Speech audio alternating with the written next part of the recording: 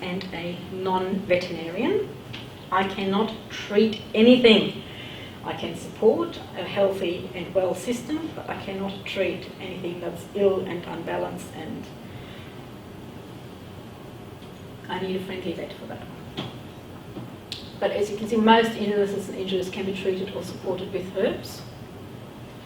Can be used in conjunction with allopathic drugs, can be supportive to conventional treatment, not for colic. Colic is a veterinary emergency, so I don't treat colic. I know a few bits and pieces on how to support while you wait for the vet, but the vet needs to be there. And then the other thing is, whatever you do, digestion needs to be supported in the horse, because everything goes through their stomach. And one of my favourite is to give a digestive tonic and to recommend probiotics, because the feed, a lot of horse owners know, use feeds that are full of molasses. Drives me nuts.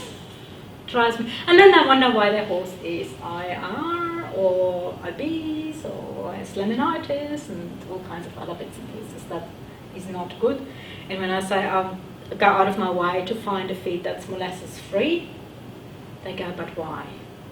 Molasses is so good. It's got phosphorus in it, and it's got wonderful minerals in it. Yes, it does, but it's also got loads and loads and loads of sugar in it, because that's what it is. It is a sugar. You probably a lot of the mineral licks. Brown and beautiful in my They just sit there and lick away for the sugar. Yeah, I'm very blessed. I actually have a dam in my paddock, and I've got the blue clay. And I was wondering one day why my horses would go to the back of the dam, and there was one particular spot they would lick and lick and lick and lick. And my husband, oh, they're eating dirt. And I said, no, they're licking minerals. So I have a natural mineral lick. Aloe. So adverse reactions, any unfavorable, harmful, destructive or deadly outcome. Don't talk to me about Hendra vaccine. We know that they do occur. Aloe vera, if you overfeed aloe vera, you have diarrhea. If you as a human, drink your aloe vera juice to keep you regular and get all the good stuff into your system, if you drink too much of it, you're on the loo, because it goes through you, it cleans you out. And purgative, but actually it's the green part. That's the purgative action. Yeah, that yellow oozy. And sometimes normally soap herbs can produce reactions. Like meadowsweet is one of my favourite herbs. But if you are sensitive to some of that particular plant family, it can produce hives. But then if you use less, it may not. So that's just some of the reactions. Look out. Reactions that remove herb from a diet, wait a week and reintroduce at half strength. If it's still giving you the reaction, then it was the herb and not something else that you fed the horse. And then, yes, report any adverse reactions to the VBMA and the APVMA. And if the VBMA, you'll know what it stands for, the Veterinary Botanic Medicine Association. Yeah. So that's what you need to do. I think I need to do that as well, even as a lay person in the veterinaries. If I notice any adverse reactions, I, as a human practitioner, I have to talk to the TGA, and it's just a given that at that same time, if I have a similar reaction with a dog horse, or some of the dogs have started to take some of those herbs I make up, to report that to the VBMA, to get a database happening, to see what's happening. I talked about them. Education, College of Integrative Veterinary Therapies, awesome place. Great information. Listened to an awesome webinar just yesterday. And it's really good that some of the stuff they have opened up now for associate members, where before only veterinarians could access it, but now associate members can access it, and I'm really glad about that. The problem is that herbs are often prescribed by lay people. So you go on the internet and Dr. Google, and some Facebook sites where, oh yeah, just feed this, it'll help the horse, or feed that, but they don't take into consideration the whole of the horse.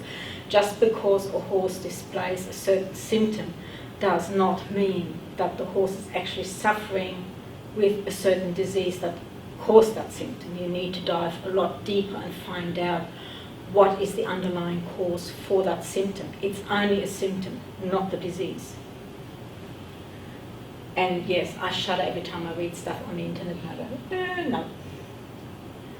I'm human trained, but I have made it my mission to learn about the animals that I give herbs to, because I need to understand their needs.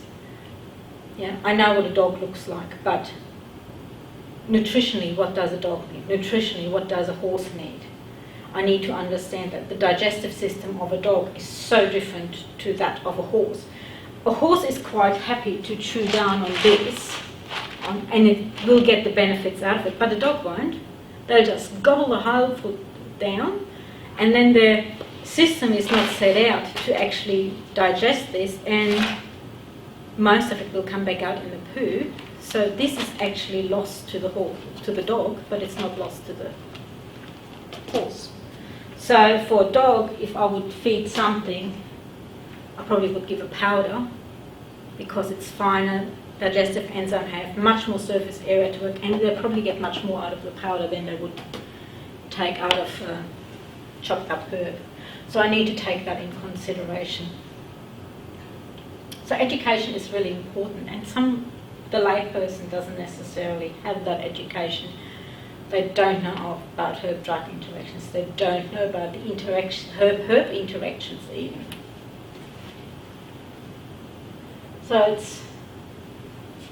it's really important to me. And as a herbalist, I look at that.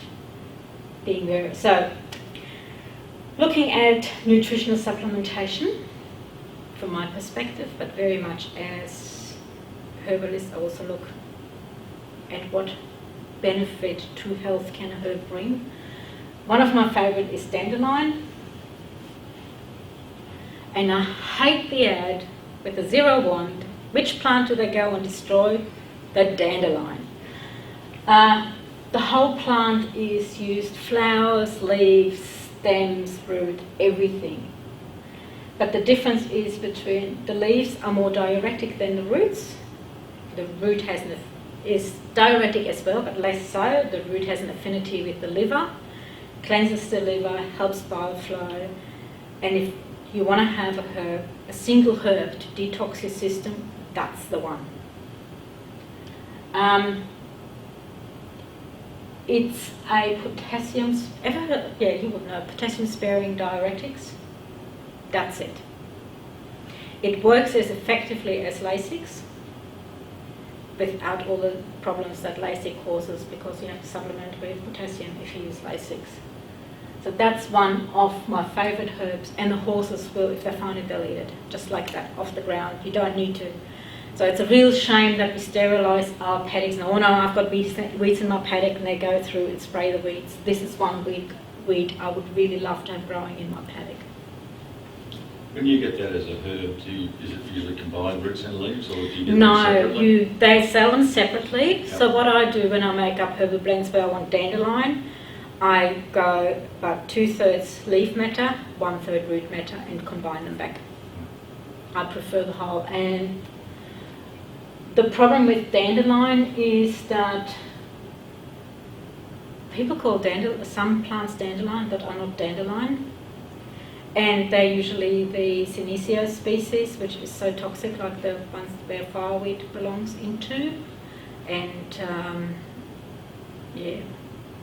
that's real. And I'm really particular when someone says, "Oh, dandelion is toxic." I says, "Which dandelion are you talking about? Are you talking about Taraxacum officinale, or are you talking about some of the other species that are around that look like dandelion but are not dandelion?" So. And as you know, I haven't actually put the botanical names there but this is a really, really useful nutritional plant as well as a very useful